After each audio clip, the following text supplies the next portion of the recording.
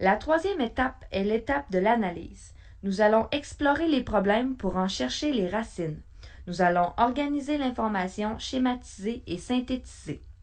Nous allons également tester notre système et réaliser des expériences contrôlées pour découvrir les liens entre les variables et déterminer lesquelles seront sélectionnées comme des leviers du changement. C'est à cette étape que l'on va comprendre réellement notre processus, ses limites ainsi que ses défaillances.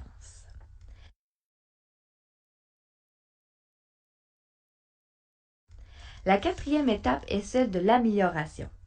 C'est le moment où notre connaissance du processus se cristallise dans une solution intégrée. C'est l'étape de l'implantation, avec tous les défis de mise en œuvre et de gestion du changement que cela implique. À ce moment, on tente de faire la fameuse percée Six Sigma pour arriver à une toute nouvelle situation. La lettre à utiliser à cette étape peut faire l'objet d'un certain débat.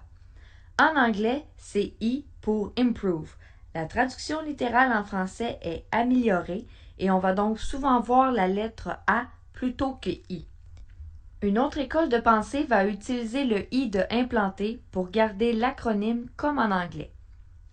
Peu importe votre choix, c'est votre capacité d'agir en agent de changement, à générer l'adhésion et votre détermination à réussir qui vont faire le succès de cette étape.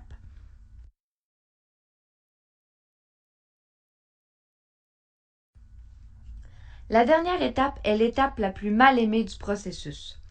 Une fois le changement effectué, il y a généralement une baisse de pression et de motivation pour effectuer un bon suivi.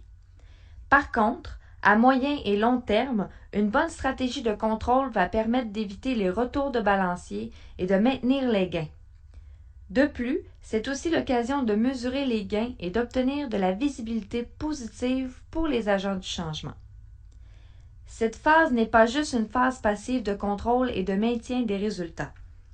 C'est en fait la meilleure occasion d'ancrer notre capacité de contrôler le processus dans une perspective d'amélioration continue et de continuer à utiliser notre connaissance des variables du processus pour adapter notre processus à l'évolution de l'environnement.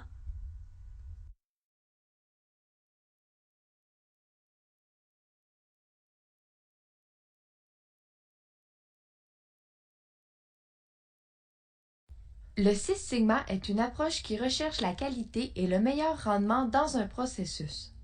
C'est la variation et le niveau sigma qui nous indiquera si notre processus est en contrôle et s'il répond aux exigences du client, c'est-à-dire qu'il nous indiquera si notre processus est capable. La démarche DMAIC a été développée par le Six Sigma. C'est une démarche qui servira de base pour la présente formation.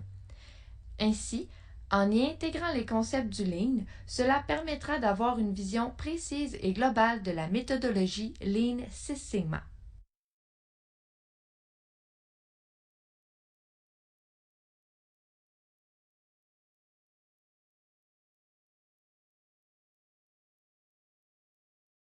Le Six Sigma est une approche qui recherche la qualité et le meilleur rendement dans un processus. C'est la variation et le niveau sigma qui nous indiquera si notre processus est en contrôle et s'il répond aux exigences du client, c'est-à-dire qu'il nous indiquera si notre processus est capable. La démarche DMAIC a été développée par le Six Sigma. C'est une démarche qui servira de base pour la présente formation. Ainsi, en y intégrant les concepts du Lean, cela permettra d'avoir une vision précise et globale de la méthodologie Lean Six Sigma.